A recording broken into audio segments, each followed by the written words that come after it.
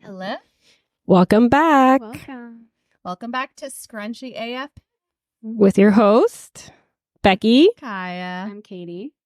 So, ladies, we changed sceneries. We're here. Yes. We're here at a lovely outdoor oasis. Oh my God, I can't see you, Katie. Hi.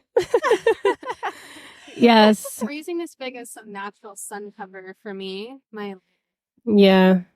It's okay. I know. But yeah, let us know if you like this scenery with all our listeners and viewers if you're seeing us on YouTube. Yeah. But today's podcast is about... What does a homestead look like? Yes. What does a homestead look like? I think that's a good topic to talk about just because it can look like so many different things, I feel like. People assume homestead means you have to be living on a prairie of 50,000 acres. And, it doesn't always have to be that way. It can be suburban with container gardening. Yes. And actually, before we get into it, what are we drinking? What is in our cup?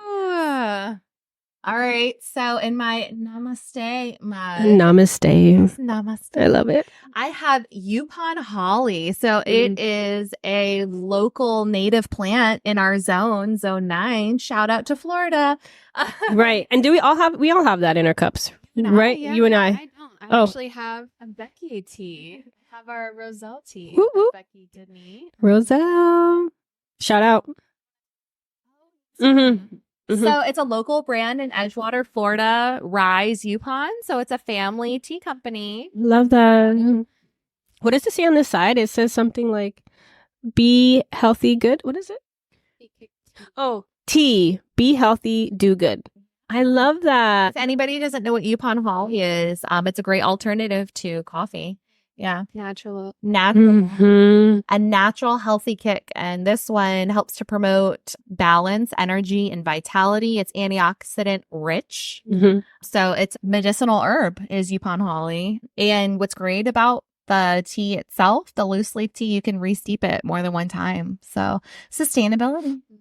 I love it. And that's what's in here, right? In our cups. Oh my God. It's so good. I just can't stop drinking Tastes that. like Christmas. I love it. They put a bunch of different flavors in it. This one has cinnamon, ginger, hibiscus flower. Yeah. And we'll put that in the show notes, anywhere that we put notes at YouTube. I'm curious, like, where are we putting these in the podcast notes, in YouTube comments section, whatever. We'll put these. Yeah. Oh my God. You know what? That is correct. We will put all the local businesses. And again, we are not sponsored by anybody. Of course, reach out. Scrunchie AF podcast at gmail.com.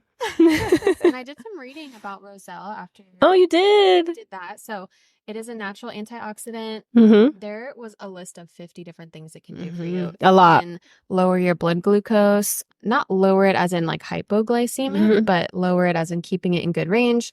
It helps with anti-inflammatory properties, blood pressure, insomnia was mentioned. I thought that was interesting because it doesn't naturally like make you sleepy, but maybe helping some kind of hormonal imbalance. Calms the system. Yeah.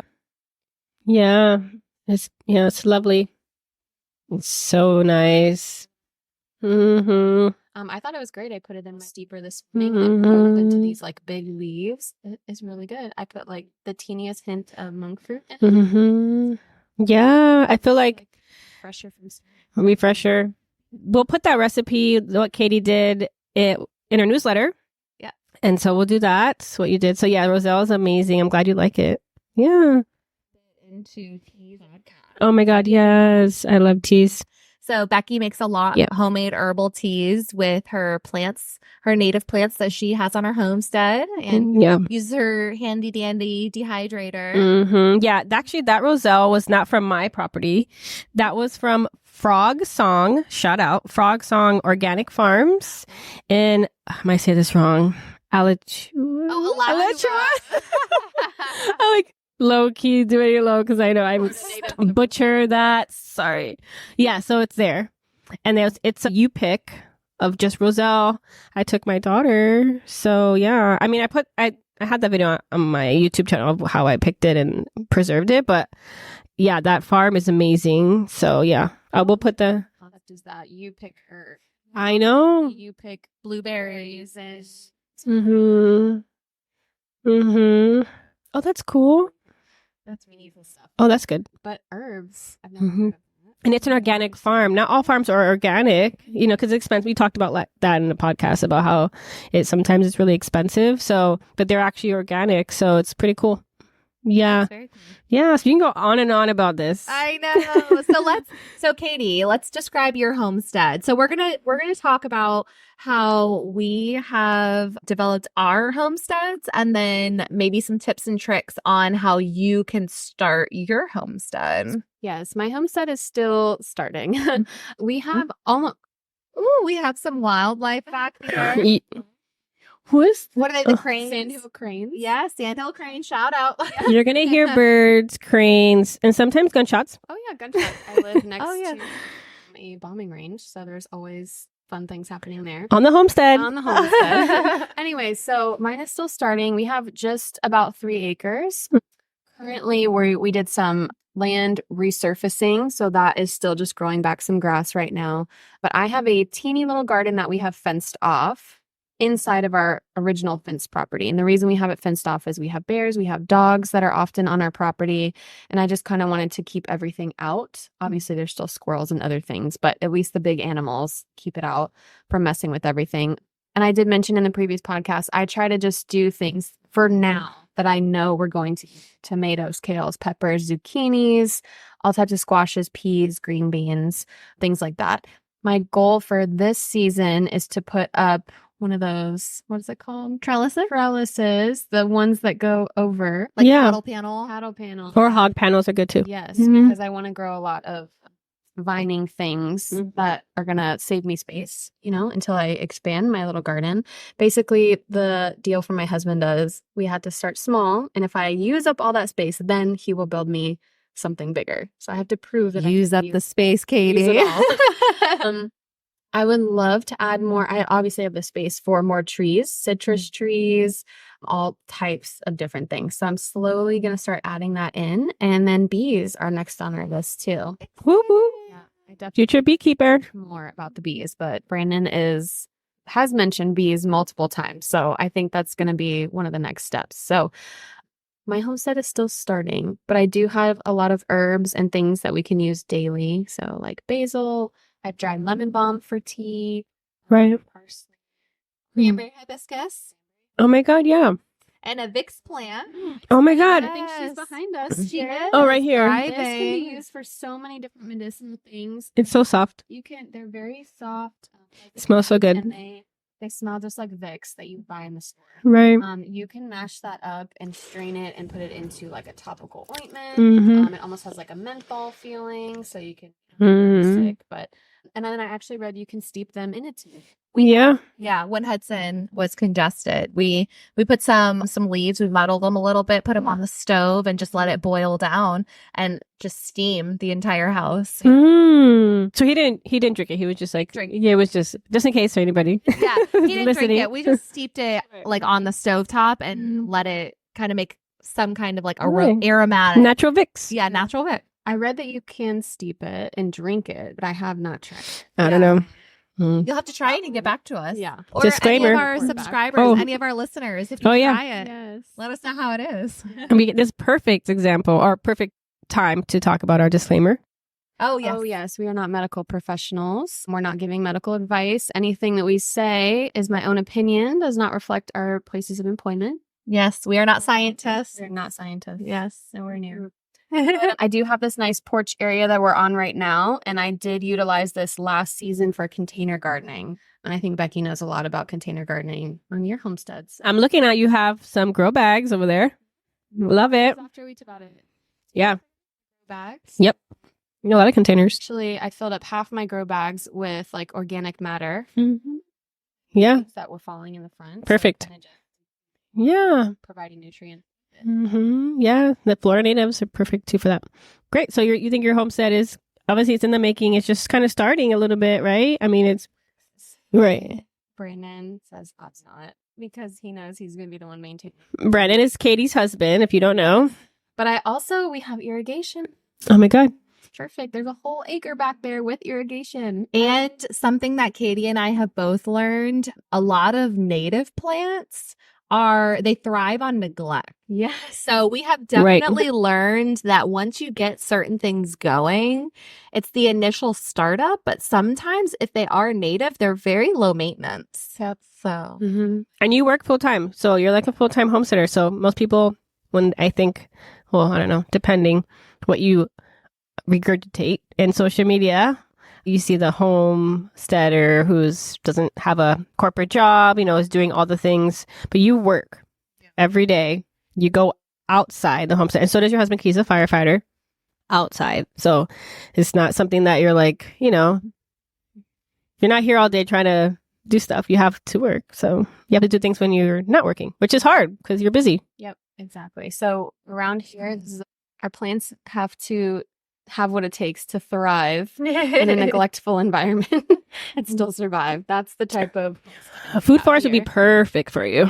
Yes. And I took for granted the fact that I grew up with orange and grapefruit trees in my backyard. I had no idea that people just didn't have that. Yeah. And I remember, I don't think we really even ate them. I remember pulling off oranges and using them to play catch with my dog. So I'm like, man. Because your family had a garden, right? Like when you told me that, I was like, oh my God, that's so. I mean, I didn't have that. So to meet somebody, well, your parents actually garden? What?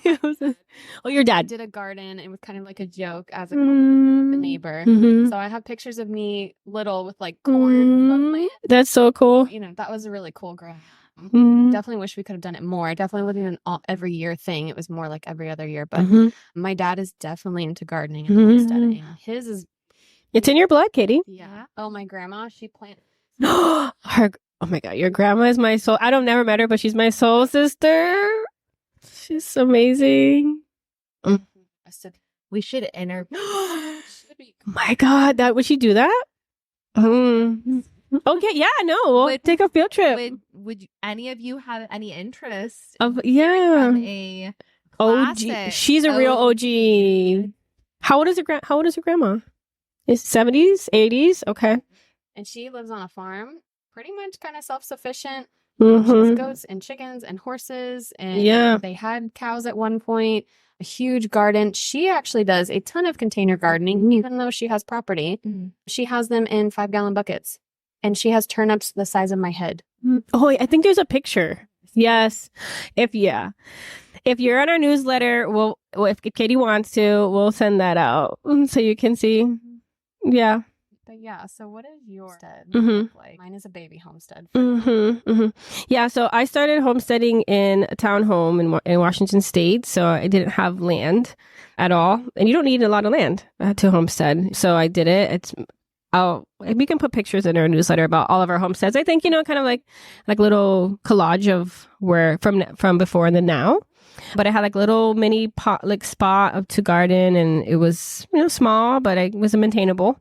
And then when I moved to Florida, right now I currently live on 4 acres, and it's not completely, garden, the whole thing. It's 4 acres. So it's I don't have 4 acres of garden or anything like that. But I started, planting a garden different ways. So container gardening, yes. In the ground, yes. Raised beds, yes.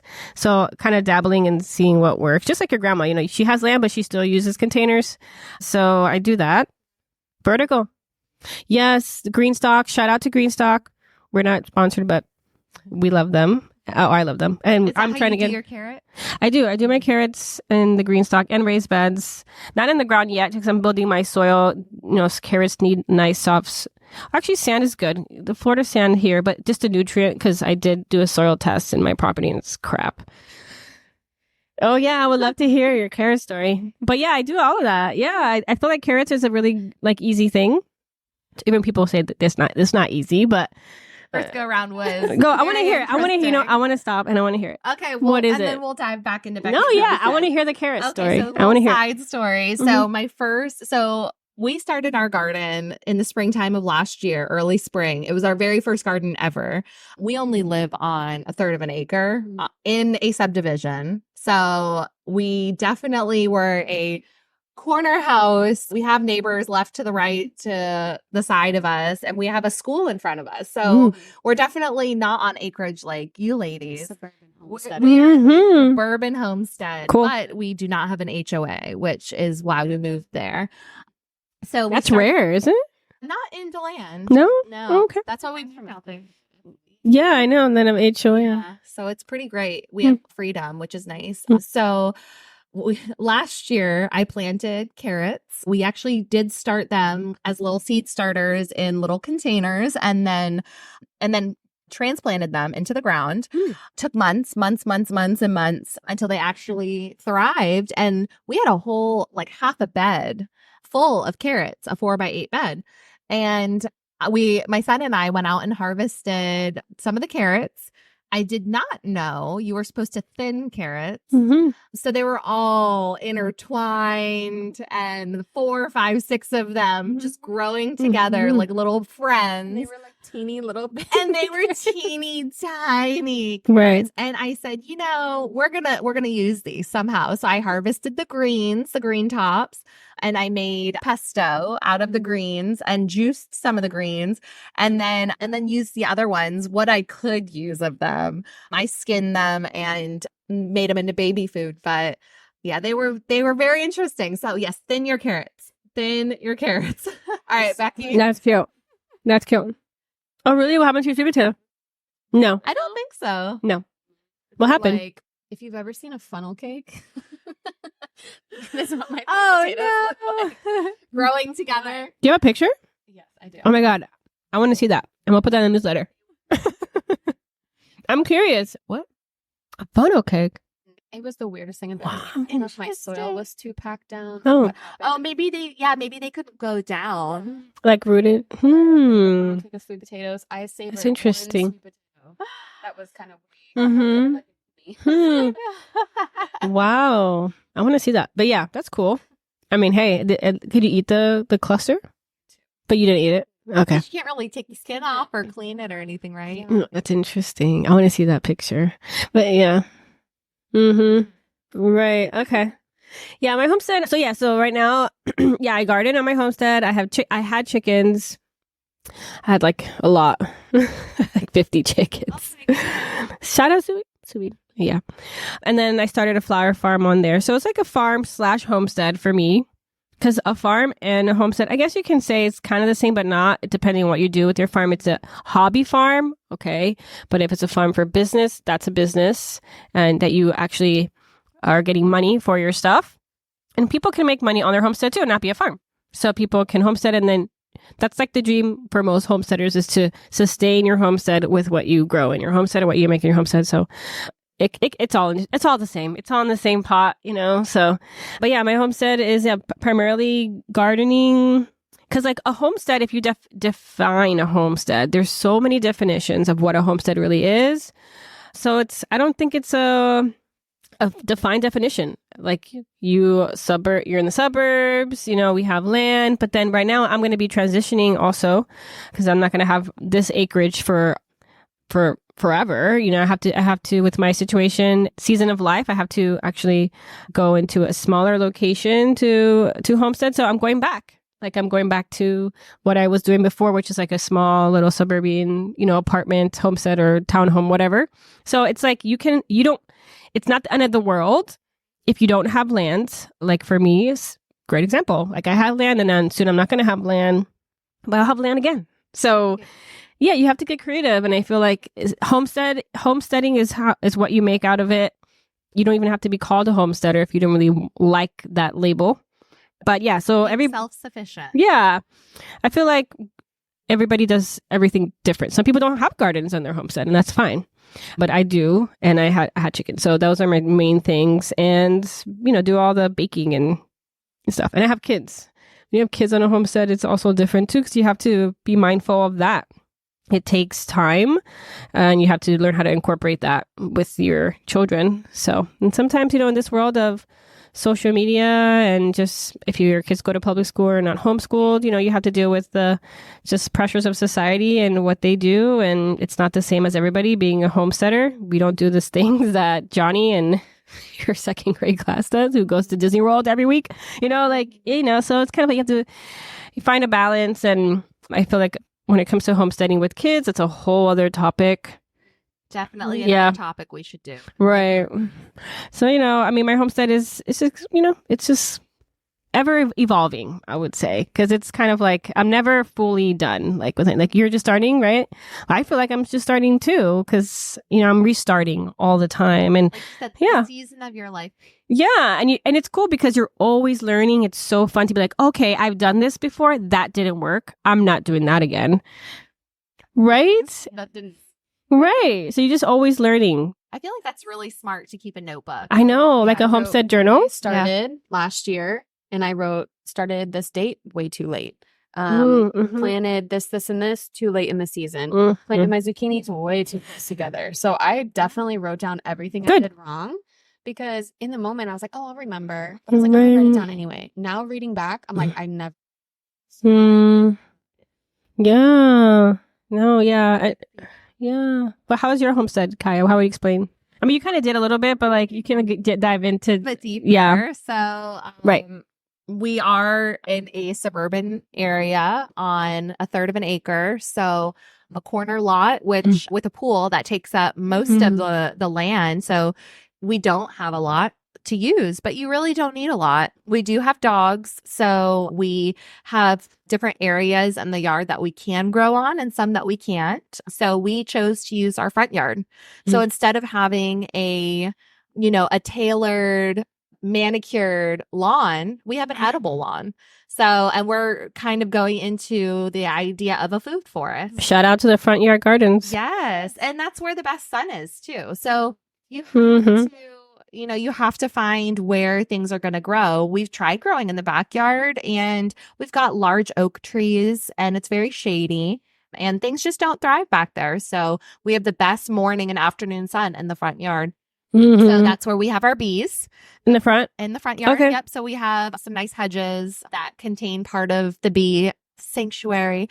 And then we built a fence around the other part of it. And then we have raised beds. So we have a handful of raised beds that we use out of recycled pallets.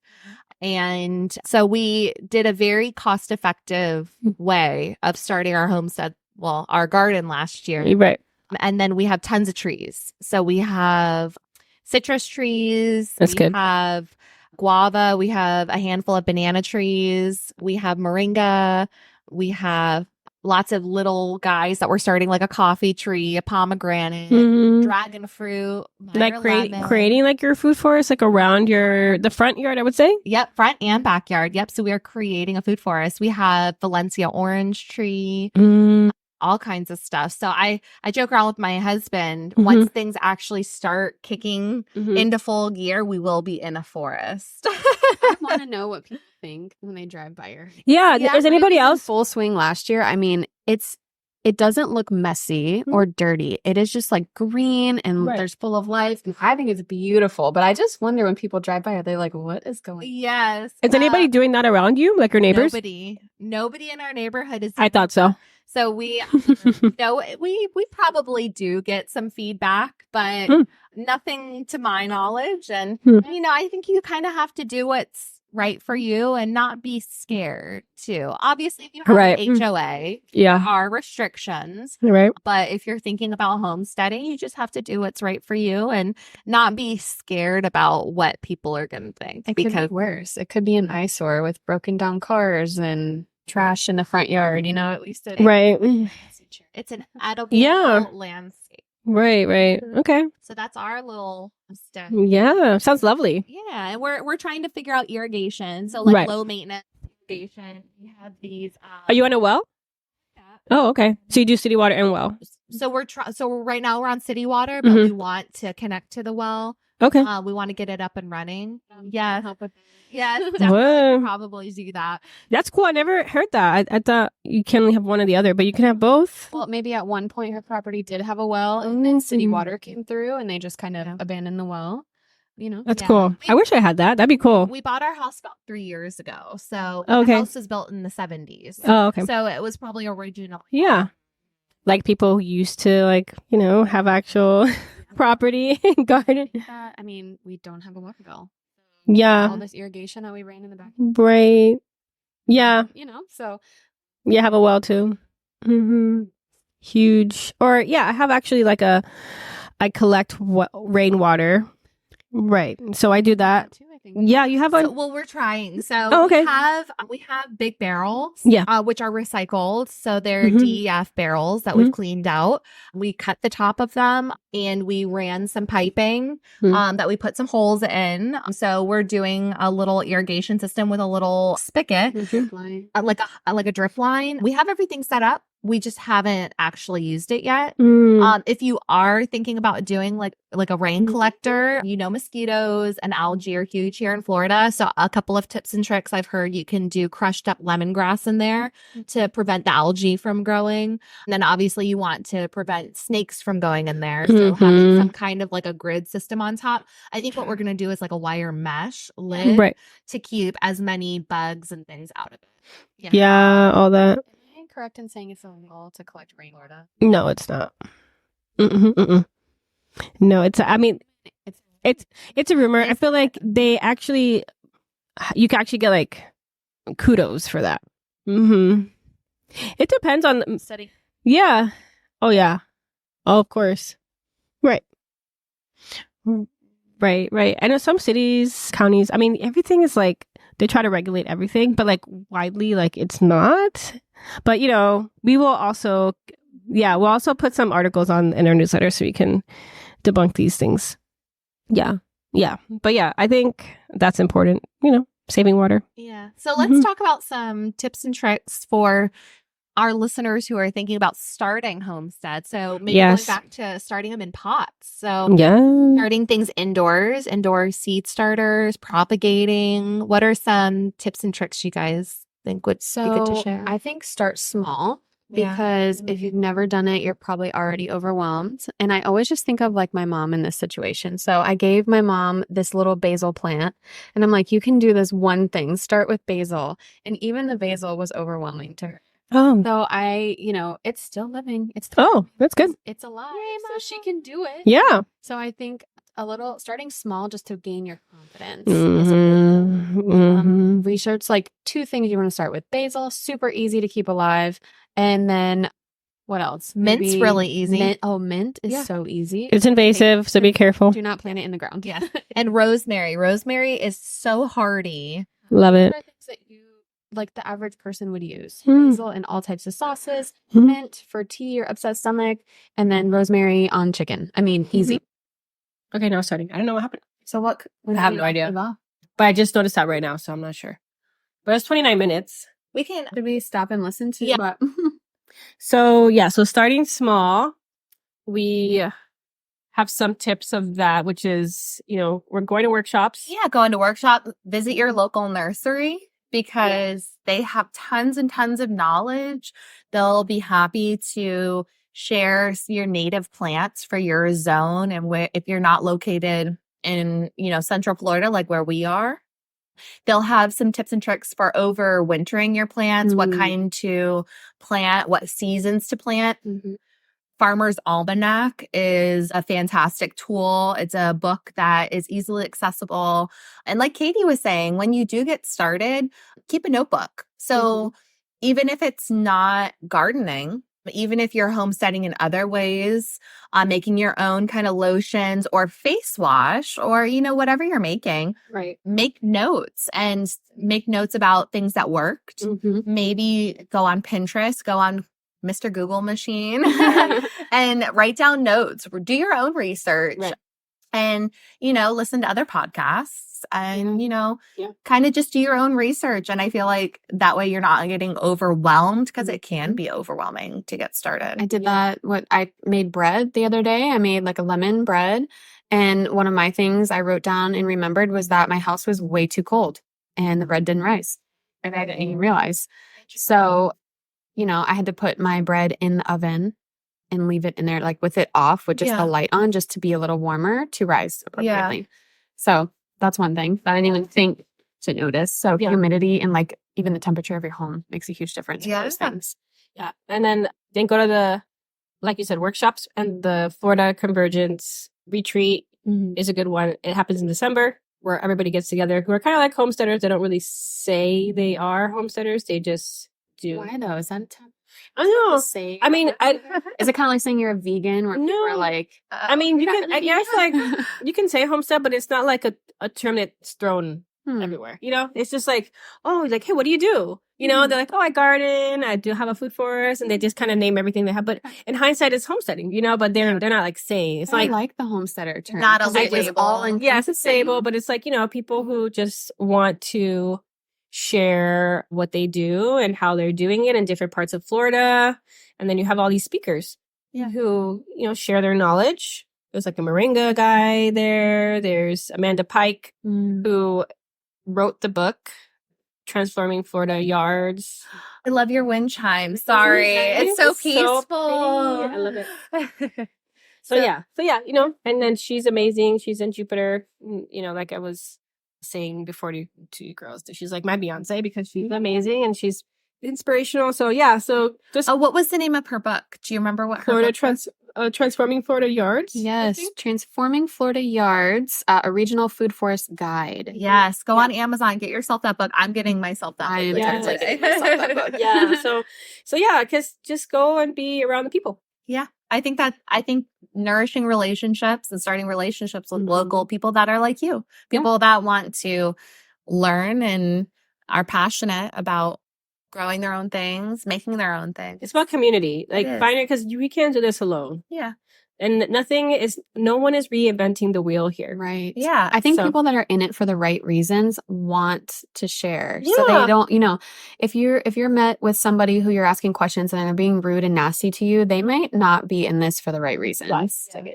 Get out, bye. But we have some friends out here. Flying your hair. Bugs. But you know, but if you meet that person that's maybe not receptive to your questions and being kind of rude, like that's not your person. You don't need to be getting advice from them anyway.